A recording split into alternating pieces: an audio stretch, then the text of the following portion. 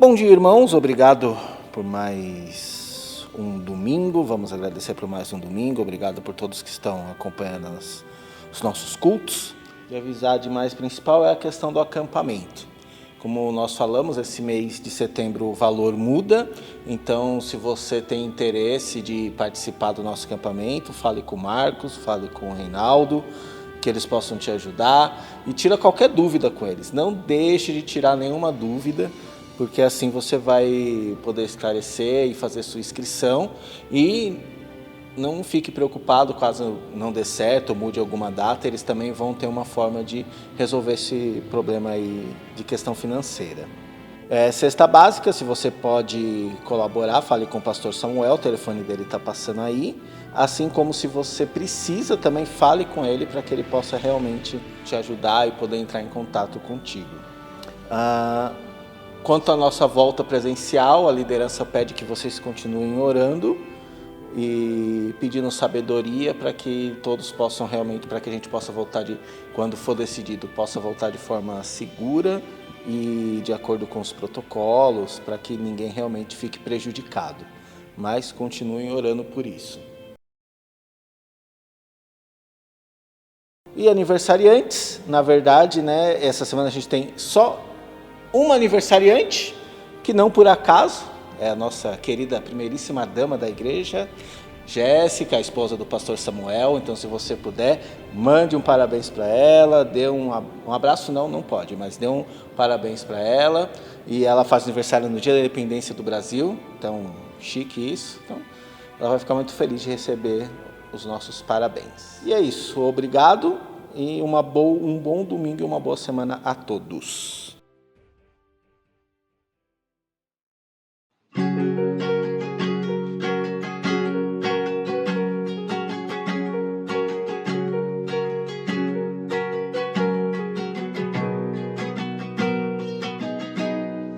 Ele não tinha qualquer beleza ou majestade para nos atrair. Nada havia em sua aparência para o desejar.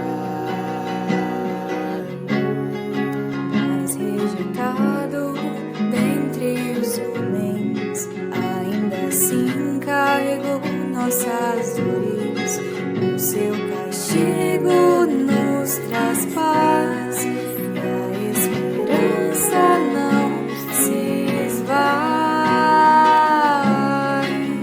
A oferta pela culpa ele ofereceu, para satisfazer o Criador ele morreu, para que a sua luz em nós pudesse brilhar. O Filho do amor se entregou em nosso lugar.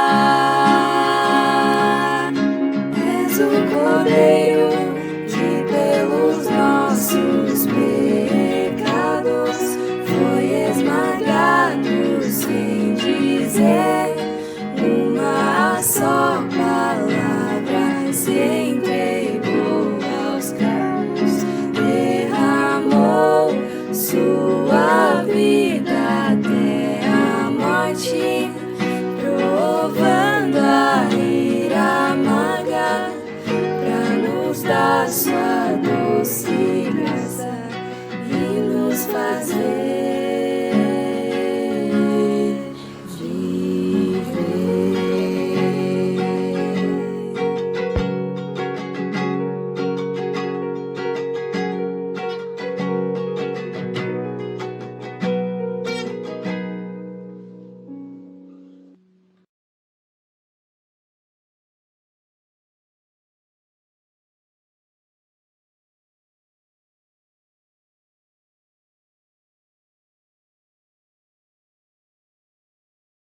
Graça e paz, meus amados, bom domingo para vocês, que o Senhor abençoe a sua vida.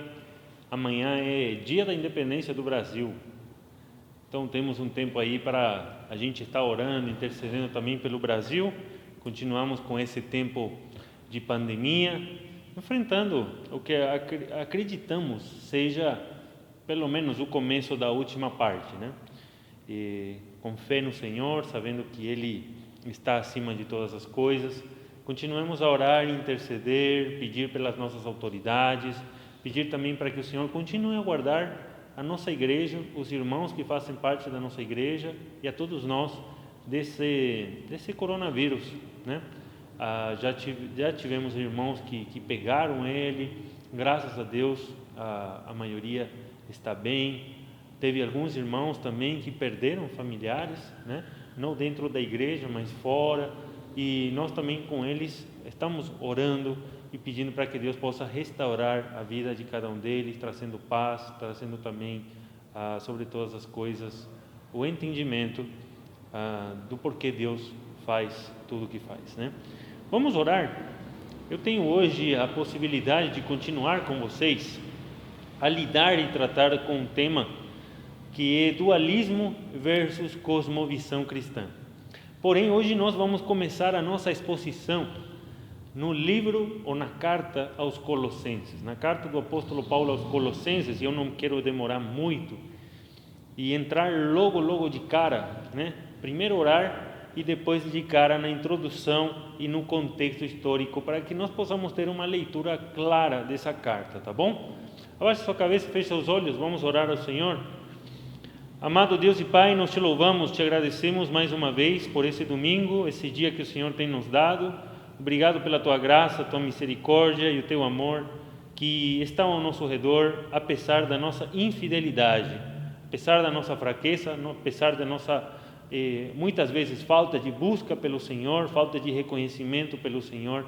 O Senhor permanece fiel, porque a tua fidelidade não depende de nós. Obrigado, Senhor, porque mais uma vez nós podemos ter a tua misericórdia renovada nas nossas vidas e ainda mais termos a oportunidade de sermos ensinados para que possamos fazer, entender e pensar a tua plena, perfeita e agradável vontade. Eu peço, Senhor, que cada palavra que venha a sair da minha boca possa chegar ao coração de cada irmão que está ouvindo e possa ser também uma luz em meio, Senhor, à escuridão do mundo que nós vivemos. Que essa palavra também possa trazer esperança para aqueles que precisam, para aqueles que querem de fato entender a tua vontade e vivê-la. Oro assim e eu faço no nome santo de Jesus. Amém. Amém. Colossenses, carta do apóstolo Paulo aos Colossenses. Eu tenho uma introdução e gostaria que você preste muito atenção. Contexto histórico da carta. Algumas considerações existem que nós devemos fazer quando vamos ler uma carta. E especificamente essa carta do apóstolo Paulo. O contexto nos ajuda a que nós tenhamos uma visão muito mais ampla do que uma carta realmente está querendo dizer, porque ela foi escrita para alguém num contexto específico. Esse contexto específico, o contexto histórico, se encontra lá na cidade de Colossos, tá? Mais ou menos uns 160 anos antes de Cristo, onde a cidade de Colossos era conhecida como a antiga Frígia, né? Hoje, parte sul da Turquia, para que você conseguisse localizar no mapa, ela era conhecida pelo seu comércio com a indústria textil. Assim, ela foi crescendo como cidade. No comércio, o comércio que na época era muito grande por conta do tecido bom que essa cidade dava, porém ela começou a perder o seu poder ou toda a sua luz, o seu crescimento, quando as rotas de comércio começaram a mudar. Essas rotas de comércio foram para cidades como Laodiceia, né? Se encontram para o outro lado, extremo, não sei, leste mais ou menos da Turquia, e Herápolis, que era uma cidade também portuária. Estas cidades começaram a crescer e elas deixaram Colossos como uma cidade menor, sem muita importância. Quando é escrita essa carta, o Colossos, né, já era uma cidade pequena, não era mais uma cidade com toda aquele valor econômico e poderio, né, que tinha naquela época. Como era uma cidade comercial, ela era composta por pessoas de diferentes lugares, né? São Paulo, por exemplo, é a capital econômica do Brasil, ou pelo menos, né, do sudeste do Brasil. E o que acontece? Aqui temos variedades e mesmo um monte de pessoas. Quem lhes fala mesmo é um pastor paraguaio, né? pessoa de outra nacionalidade, de outra cultura e até de outra língua. Pois é, Colossos também era assim. Colossos era uma cidade onde tinha pessoas de vários lugares, tinha judeus morando lá, judeus que tinham sido levados. Quem conhece um pouquinho de história vai se lembrar do Antíoco, o grande, o Antíoco Epifânio. Ele levou vários judeus presos para a Grécia para servi-lo, e no meio disso levou também esse povo que estava aqui, judeus que moravam lá, e tinha também os frígios. Frígios eram pessoas que eram mesmo do local, mas que elas eram descendentes de pessoas que fundaram aquela cidade, e este povo era caracterizado por uma coisa, um pensamento muito supersticioso. Eles pensavam naquela questão de que, nossa, se você não fizer isso, vai cair chuva, e que você dê 2 passos aqui, talvez você errou, tem que acordar com o pé esquerdo, não com o pé direito, ou com o pé direito e não com o pé esquerdo, né? Além disso, tinha também colonos gregos. E os gregos, o que eles gostavam? Nós vemos, na semana passada, falamos um pouco sobre que a filosofia tinha tomado conta muito da igreja, e esses gregos eram esse pessoal que gostava de pensar, né? De ver a vida através da filosofia e trazer esses ensinamentos para as pessoas. Agora imagine o seguinte, dentro do contexto dessa cidade, existem esses 3 tipos de pessoas, e desse tipo de contexto vai nascer várias heresias. O que são heresias? Ensinos errados da palavra de Deus, coisas que falam falsas ou nenhuma verdade sobre Deus. Agora imagine uns frígios querendo impor a sua cultura dentro do cristianismo, os judeus querendo impor a sua cultura dentro do cristianismo e os gregos querendo impor a sua cultura dentro do cristianismo. Uma mistura bem grande de pensamentos e de conhecimento. Pois é, Colossenses, realmente estava, os Colossos, né, a igreja de Colossos estava lidando com esse problema. Paulo tem esse intuito na carta e tem o objetivo de levar os colossenses até a centralidade de Cristo, de entender que tudo isso que eles pensavam e eles acreditavam antes de conhecer a Cristo, agora são coisas que devem ficar num segundo plano, e até coisas que eles vão ter que jogar fora quando eles comecem a conhecer de fato quem Cristo é, né? Paulo tem como costume também ensinar as pessoas por meio de cartas, e isso aqui não vai ser diferente. Paulo vai começar a construir um pensamento que demonstra que Cristo é Senhor em todas as esferas da vida do homem e não somente em algumas.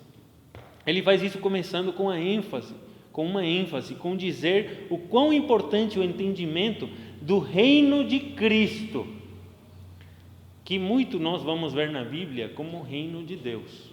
Porém, você vai ver que o primeiro a usar essa frase, reino de Cristo, é o apóstolo Paulo, porque existe a necessidade da gente entender como pensavam as pessoas antigamente e como muitas vezes nós entendemos também a vida. Aparentemente, nas Escrituras, nós não vemos muito o reino de Cristo, vemos mais sempre o reino de Deus. Paulo está justamente querendo ensinar para a igreja de Colossos o que mais ela precisava saber, que Cristo é o centro de todas as coisas. Você que está anotando, anote essa ideia. Cristo é o centro de todas as coisas. Esse é o título da nossa pregação. É isso que nós vamos aprender também com essa carta. Eu quero que você já vai guardando essa ideia aí. Ainda Paulo irá escrever esta carta num dos momentos mais difíceis da sua carreira ministerial. Isso aqui me fez pensar bastante no nosso contexto de pandemia, que Paulo está preso.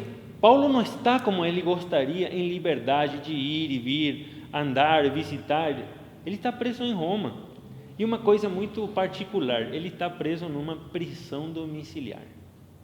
E quem passou um pouquinho aqui, um parêntese, quem passou um pouquinho aqui fechado em casa, ou quem ainda está fechado em casa por conta dos vários riscos que está passando ou apresentando a sua própria saúde, sabe, as pressões, as aflições, a ansiedade, frustração que você pode ter estando preso num lugar.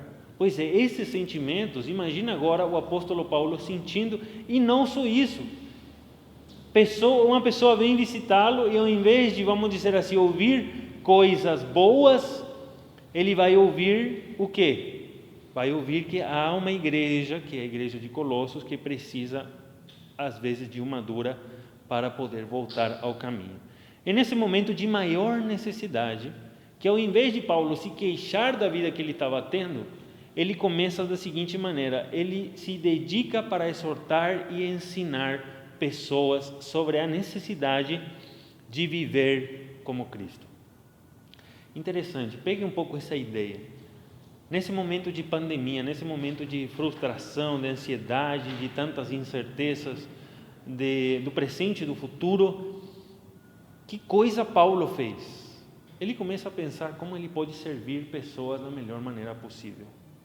É assim que nós devemos considerar a nossa vida. Como que eu posso servir as pessoas que Deus colocou ao meu redor, ainda nesse momento de tanta dificuldade, né?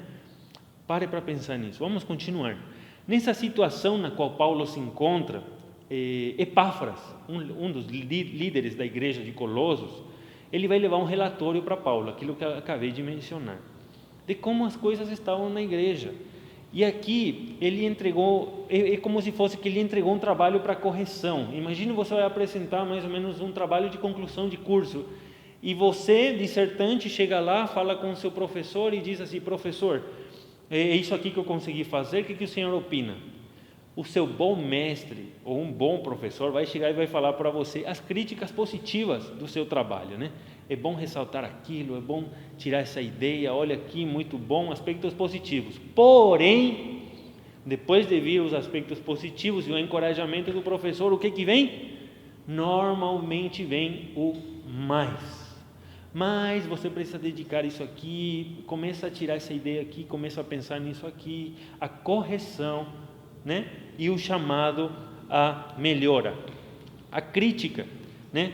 Existem coisas que precisam melhorar, instruções, ensinos que servem para o crescimento de quem entrega um trabalho.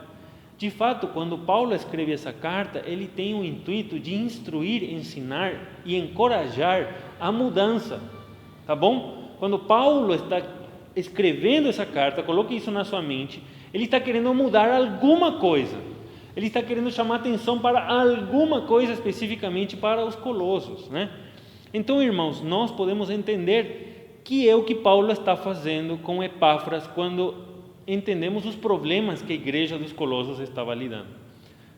Um parêntese aqui, de novo, anote os problemas com a qual a igreja de Colossos estava lidando. Você vai se lembrar que tinha gregos lá, né? Pois é, por causa dos gregos, eles vão ter que lutar contra o filosofismo, ok? Por causa dos judeus, eles vão ter que lutar contra o legalismo. Judeus que estavam dentro daquela igreja, daquele corpo da igreja de Colossos, estavam querendo trazer as suas práticas judaicas para dentro da igreja. O misticismo, como nós falamos, os frígios, né? Eles misturavam a superstição, as crenças nos semideuses, misturavam tudo e traziam para dentro da igreja. E o asceticismo, o que é asceticismo, pastor? Nossa, que palavra complicada. Asceticismo é você abrir mão de algumas coisas que trazem prazer para você se dizer a si mesmo santo. Por exemplo, aquelas pessoas que julgam aos que comem uma coisa, o outro não come, a pessoa que se abstém, por exemplo, de uma certa bebida ou outra, se crê melhor do que a outra, ou mesmo a questão dos dias, né? Aqueles dias de adoração, não, tem que adorar no sábado, tem que adorar no domingo, não, acho que na terça-feira é o melhor dia, ou na quinta, ou na sexta-feira. Essa luta é, de forma geral, o que o Paulo irá enfrentar. E nós vamos lidar com, primeiramente, o filosofismo. O filosofismo era uma ideia vendida pelos gregos idealistas, né? O que é idealistas? Eles criavam uma sociedade ideal na sua mente e de como que as pessoas deveriam ser para elas serem melhores cidadãs, né? E eles misturavam o cristianismo às crenças de Platão.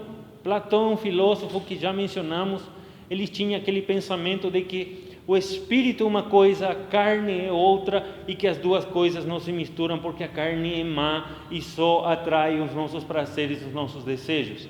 E o espírito é o que o homem deve procurar, porque um ser espiritual é alguém que de fato agrada a Deus, busca a Deus e vai de fato atingir um conhecimento superior, maior, e vai ser melhor do que os outros. Bom, a frase do filosofismo: o conhecimento liberta e ele conduz o mundo à salvação. Algum parecido com algumas ideologias do mundo? Sim, né? Alguns dizem que saber é liberdade, né? Agora, liberdade para o quê? É a pergunta. O conhecimento liberta e conduz o mundo à salvação. Isso é o que os sofistas ou filosofistas, né? Defensores do filosofismo acreditavam, né? Esse tipo de conhecimento, presta atenção aqui, porque isso é muito importante. Ele vai nos ajudar a enxergar a importância de Cristo nas nossas crenças, ok? Esse tipo de conhecimento, o filosofismo, enxergava Jesus como um simples demiurgo. O que é um demiurgo? Nada mais é do que um semideus, ok? Um demiurgo é um semideus. E por que há necessidade dos caras criarem um semideus ou acreditarem num semideus? Aqui vou te explicar. É que Deus, segundo a mente daquelas pessoas, pare para pensar aqui, tá? Não é o que eu acredito, é o que eles acreditavam. E em muito você vai ver que algumas vezes os nossos pensamentos cristãos são parecidos a isso. Disso que a gente precisa se afastar. Os sofistas, eles acreditavam que Deus, por ser espiritual, é um ser que está totalmente alheio à matéria, ok? Há coisas que nós podemos tocar, sentir ou de alguma maneira degustar pelos nossos sentidos. Deus está longe, e por Ele estar longe, Ele não pode tocar na matéria, porque se Ele tocasse na matéria, a matéria é má, então Deus iria se contaminar. Olha aqui uma heresia: Deus não pode tocar na matéria, ou seja, existem coisas que segundo aqueles pensamentos, aqueles pensadores, Deus não pode fazer, ok? Então, o que eles diziam? Que Deus não podendo tocar na matéria, então Deus vai criar um demiurgo, um semideus, e por meio desse semideus, tá? Que ele vai ser um ser criado, por meio desse ser é que Deus irá mexer nas coisas, na matéria, ok? Então, o que esse semideus faz? Ele é superior a toda a criação, porém ele é também o quê? Ele está debaixo da natureza de Deus, mas ele também tem acesso a Deus. Isso é segundo o que eles pensam, tá bom? Não é o que eu defendo aqui, por favor, preste atenção. Então, eles acreditavam que Jesus era aquele semideus que veio ao mundo e mexeu na matéria, e por meio dele as coisas foram criadas. É muito parecido, porque em partes da Bíblia está escrito, por exemplo, em João, capítulo 1, verso 1, que o Logos, né, que é a palavra, se fez carne, e o mundo foi criado por meio dele. Isso é verdade. Mas onde que está a diferença? Gente, eles vão falar de que Cristo foi criado. E nós vamos ver em toda a carta de Paulo, de que Paulo vai defender de que Cristo não é criação. Ele é o mesmo Deus. É por isso que Paulo vai insistir tanto no reino de Cristo, de que Cristo é Deus e de que nele não há nada diferente ao Pai. Então, essa importância que a gente precisa dar a essa ideia, para a gente poder entender como muitas vezes a gente pensa. E você quer ver uma aplicação prática? Sabe aquela necessidade que as pessoas têm de que alguém interceda por elas para se aproximar de Deus? Um santo, pode ser a mesma Virgem Maria, a necessidade de que alguém interceda por mim, tá? Para se achegar a Deus, porque Deus tem coisas muito mais importantes para fazer do que se preocupar comigo, tá? Essa ideia, pessoal, vem desse pensamento sofista. Vocês estão entendendo como a filosofia ela se meteu dentro da nossa mente e dentro da nossa cultura? E é contra isso que Paulo vai lutar.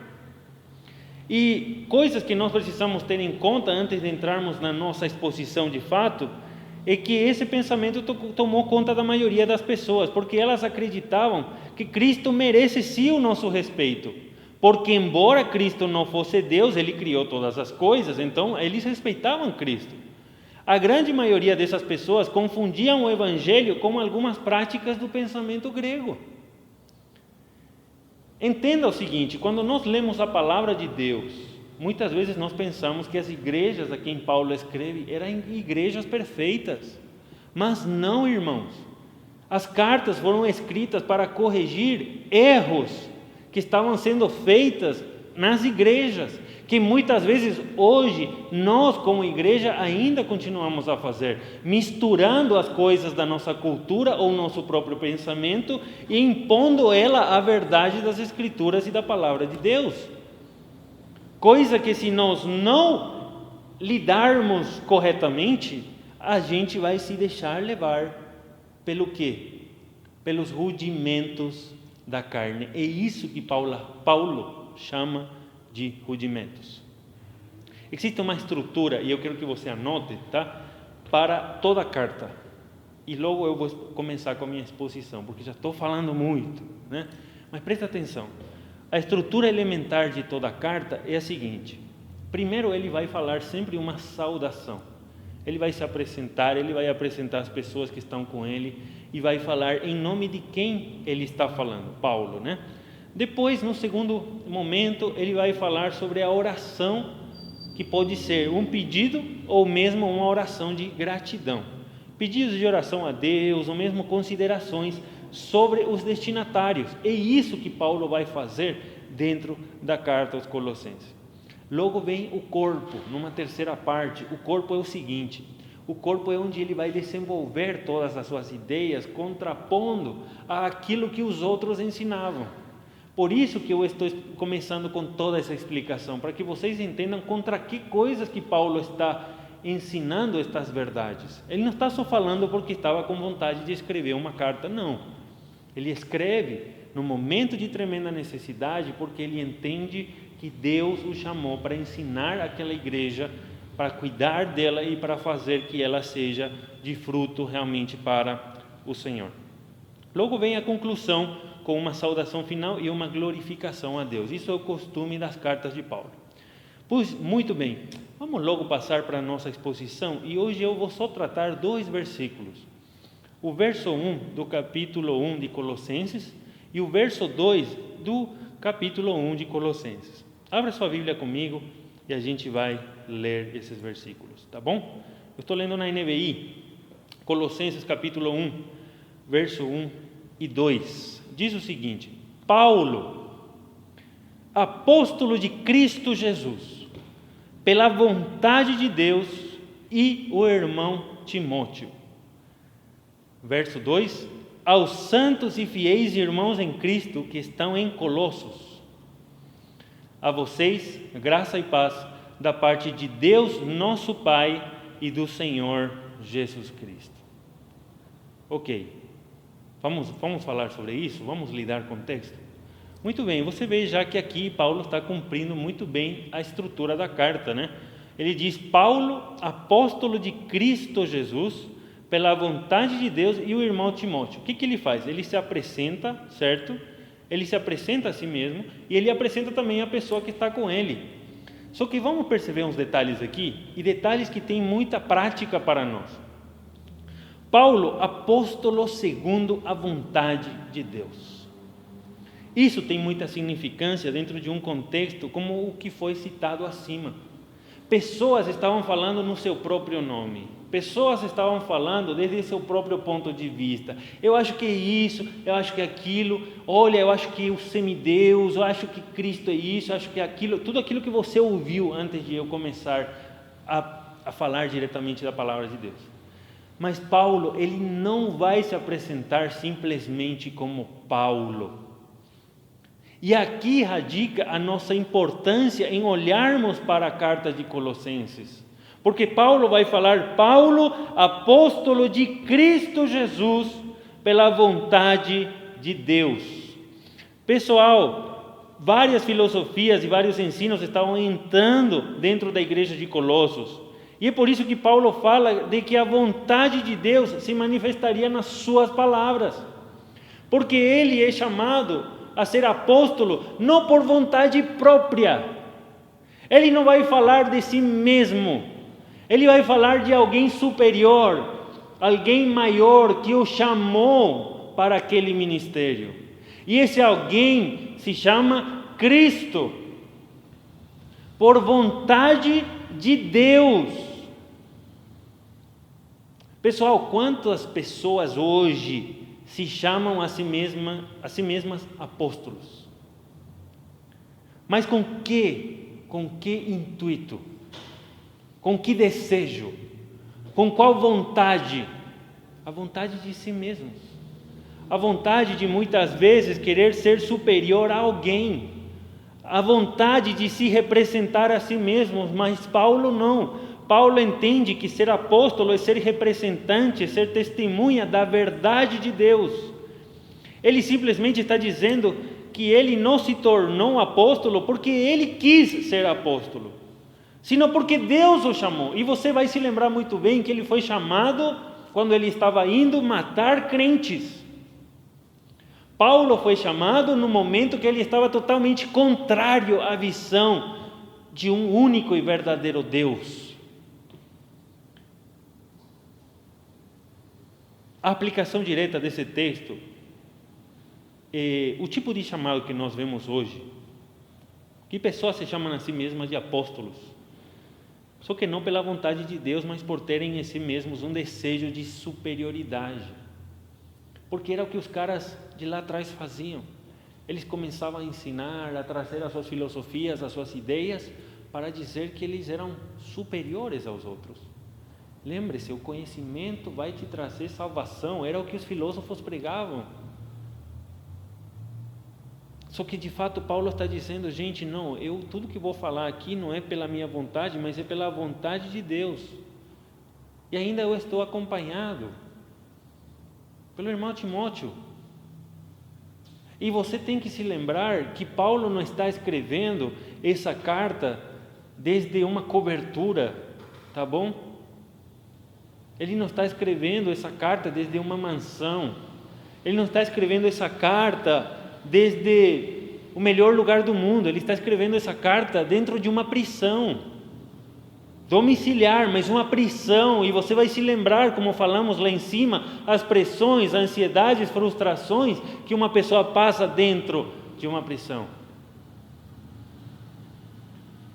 Paulo está tão ciente do seu chamado como apóstolo, que uma coisa ele sabe, que ser apóstolo de Cristo pela vontade de Deus pode não significar felicidade, pode significar dores, tristezas, pode não significar somente liberdade, pode significar prisão também, pode não significar também somente momentos de alegria, mas pode significar momentos de pranto, de choro, de solidão. Mas de que não existe maior felicidade, Paulo sabe, do que estar no pleno conhecimento da vontade de Deus. Preste atenção a uma coisa. O entendimento claro de Paulo de qual é a vontade de Deus e de que Deus é o Deus acima de todas as esferas da nossa vida, faz Paulo entender que ainda numa prisão ele pode ser útil ao reino de Deus. Que ainda estando num lugar onde a frustração, a ansiedade, solidão e tristeza podem me atingir, ele pode ser útil a Deus. Muitas vezes nós cristãos pensamos que somente vamos servir plenamente a Deus quando estamos bem espiritualmente, quando estamos fora da carnalidade, quando estamos felizes e sem problemas nenhum. Mas Paulo mostra totalmente o contrário, porque dentro de uma prisão, dentro de um momento complicado e difícil da sua vida, ele está sendo útil para servir pessoas que estavam fazendo coisas erradas. A nossa tendência muitas vezes como cristãos é que quando mais estamos passando um momento complicado, nos achamos menos úteis para ajudar a encorajar pessoas a se voltarem para o único e verdadeiro Deus. Pare para pensar nisso.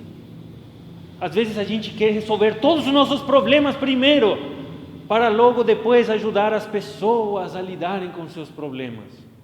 Mas eu quero te dizer que nesse momento Deus não vai ser suficiente, porque você vai se achar autossuficiente, achando que você pode solucionar o problema dos outros.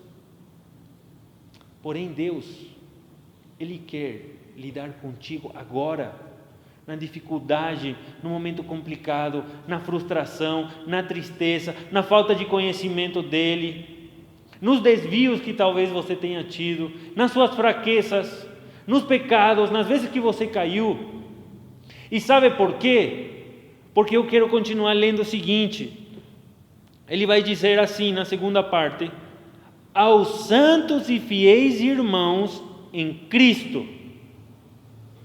Espera aí, Samuel, você falou que a igreja de Colossos estava desviada, que a igreja de Colossos estava acreditando que Jesus não era Deus.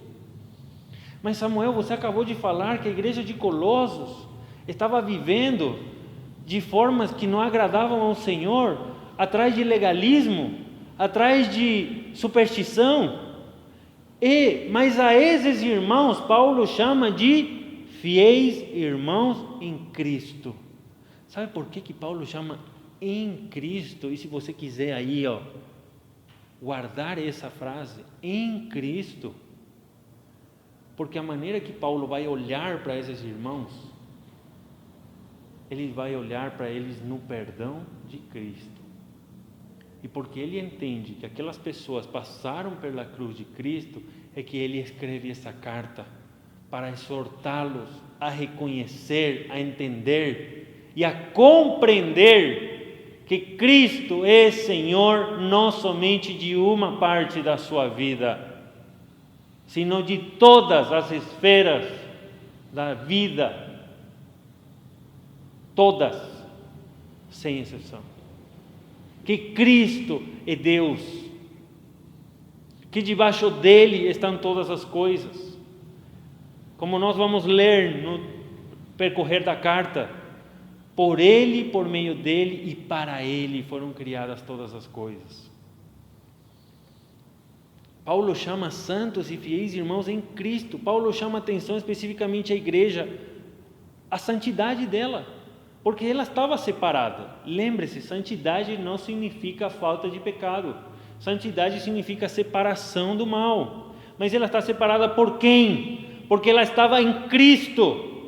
A fidelidade dela, fidelidade do quê? Dela estar em Cristo, que apesar deles terem todos esses desencontros com a vida cristã, e às vezes por serem mal ensinados, ou às vezes mesmo por eles serem negligentes na busca da verdade, e se deixando levar por ensinos errados, apesar de tudo isso, Paulo chama estes de irmãos. Isso quer dizer que você pode estar vivendo uma vida cristã errada, talvez porque os ensinos estão sendo errados, talvez porque você está tendo uma má compreensão da palavra de Deus, e talvez porque na sua negligência com o seu relacionamento com Deus, você tenha abandonado de fato a necessidade de buscar a Deus em oração, sabedoria e compreensão da sua palavra. Mas hoje é a oportunidade e um chamado mais de Paulo para a igreja de Colossos e para os seus leitores. Isso é você, isso é Samuel. Note, irmãos, que eles são vistos por Paulo como estando em Cristo. Paulo começa falando da vontade de Deus e da necessidade de estarmos em Cristo. Gente, por que eu tanto estou ressaltando isso? Porque isso vai ser a ideia central da carta. A necessidade do cristão compreender, entender a vontade de Deus, e não somente isso, senão a centralidade de Cristo. E a centralidade de Cristo nada mais e nada menos quer dizer o seguinte: Cristo é o Rei da sua vida, ainda apesar das suas falhas e dos seus erros, se você o reconheceu como Senhor e como Salvador. Porque Cristo continua sendo Deus, apesar da sua falta de conhecimento de que Ele é o Todo-Poderoso Deus. Cristo continua sendo o Rei das suas esferas da vida, ainda apesar que você não tenha entregado nenhuma delas. E sabe o que nós estamos fazendo quando nós acreditamos que Deus somente está na igreja? Nós nos colocamos como inimigos de Deus, quando nós estamos querendo assumir controle por aquelas outras esferas da nossa vida. É o que Tiago vai falar. É o que Hebreus, capítulo 10, verso 24 em diante, vai falar. Que nós podemos ser inimigos de Deus. Cristãos podem ser. Quando eles não se dobram, não dobram seus joelhos diante daquele que é o único e verdadeiro Deus. E por que eu estou falando? Se alguém está em Cristo, aquele que está em Cristo. Sabe aquele versículo, 2 Coríntios 5:17? O mesmo autor, Paulo, vai falar o seguinte: pelo que se alguém está em Cristo, nova criatura é. As coisas velhas já passaram, eis que tudo se fez novo. A ideia de tudo se fez novo, gente, Deus nos tirou do reino das trevas. E aqui trevas, gente, não é simplesmente um lugar escuro. É da falta de conhecimento, é da falta de compreensão de que Deus está presente na nossa vida. E nos trouxe para a noção de que Ele é o Deus Criador, que em Cristo me deu a oportunidade de não somente viver uma vida ideal, senão Deus me deu a oportunidade em Cristo de eu me aproximar totalmente do trono da graça, como dizem Hebreus, para falar diretamente com esse Deus e ter a direção dele sobre a minha vida. Essas coisas, esse pessoal aqui que estava pensando errado, estava abrindo mão. Porque eles pensavam que outra pessoa tinha que intervir na vida deles para que de fato as coisas espirituais acontecessem, para que Deus olhasse para elas. Mas o Evangelho, gente, é libertação. E é libertação do quê? Libertação do pecado, que anteriormente nos separava de Deus, e que hoje, por meio da intercessão de Cristo, do sacrifício vicário de Cristo, nós podemos ter acesso direto ao Pai. Dessas coisas, cristãos continuam abrindo mão quando eles continuam a pensar de forma errada. O Evangelho em si é a salvação. Mas eu vou te dizer uma coisa: você somente vai viver uma vida que agrada a Deus quando você entende o Evangelho. Uma coisa é crer no Evangelho e outra coisa bem diferente é entender o Evangelho. E a gente vai tratar esse tema, para que você veja que não estou falando só da minha cabeça, tá? É o que Paulo vai lidar nessa carta. E lembre-se o seguinte: nós somos filhos de Deus por estarmos em Cristo. Se você já creu em Cristo Jesus, se você confessou a Cristo como seu Senhor e seu Salvador, você está em Cristo. E ainda apesar de viver muitas vezes nos desvios da vida, por muitas vezes falta de ensino, porque o ensino está sendo errado, muitas vezes por negligência pessoal, ou muitas vezes porque a pessoa nem cristã é. Mas todos somos chamados a reconhecer Cristo como Senhor e Salvador das nossas vidas. Eu quero terminar lendo esse versículo, 2 Coríntios 5:17. Pelo que se alguém está em Cristo, nova criatura é. As coisas velhas já se passaram e eis que tudo se fez novo. A necessidade de compreender que Deus ensina ao seu povo a se comportar de maneira correta é a necessidade que o cristão tem para entender que Deus guia a sua vida. Assim como Paulo quis guiar a vida dos colossenses naquela época, Deus hoje, por meio da sua palavra, quer reestruturar a sua vida, trazer à tona a realidade e guiar você conforme o propósito que Ele tem nesse mundo. Abaixe sua cabeça, feche seus olhos, vamos orar ao Senhor. Amado Deus e Pai, nós te louvamos e te agradecemos por esse tempo que podemos compartilhar a Tua palavra e compreender de fato, Pai, que muitas vezes nós misturamos as coisas, misturamos o que a nossa cultura nos ensinou, misturamos o que a nossa própria mente vai criando de Ti, criamos uma imagem errada de Deus, pensamos de forma errada Deus e vivemos dessa forma. Só que queremos de fato que a nossa maneira de ver o mundo seja conforme a Tua palavra, porque sabemos que ela é a única verdade. Sabemos que a Tua palavra é a verdade de Deus e que essa verdade quer nos instruir e quer nos guiar durante toda a nossa vida. É um exemplo muito claro, Senhor, a carta aos Colossenses, porque irmãos, assim como nós, estavam desviados, porque muitas vezes tinham negligenciado o seu relacionamento contigo e tinham se deixado levar por ensinos errados, porque muita coisa fazia sentido para a vida deles, mas de fato não fazia sentido na maneira em que eles viviam. Eu peço, Pai, que nesse decorrer da exposição da carta aos Colossenses, a gente possa ter o nosso coração quebrantado, muitas vezes ofendido, porque estamos ouvindo a verdade, mas que não seja somente uma ofensa, sino que seja também uma instrução que vem da Tua parte, para que a gente possa mudar a nossa maneira de enxergar a vida e viver conforme a Tua plena e perfeita vontade. Pai, eu peço que o Senhor continue guardando cada um dos irmãos da nossa igreja, cuidando da nossa liderança, cuidando do trabalho, Senhor, de diaconia que precisa ser feito. Agradecemos, Senhor, também pela vida dos irmãos que têm se desdobrado para ajudar, Senhor, com cestas básicas, com ofertas, que são mais uma mostra do Teu amor e Teu carinho pela Tua igreja. Peço que o Senhor continue abençoando e guiando o resto da nossa jornada, o resto da nossa semana, e pedimos que o Senhor nos guarde do homem mau, nos guarde, Senhor, desse coronavírus e nos dê saúde.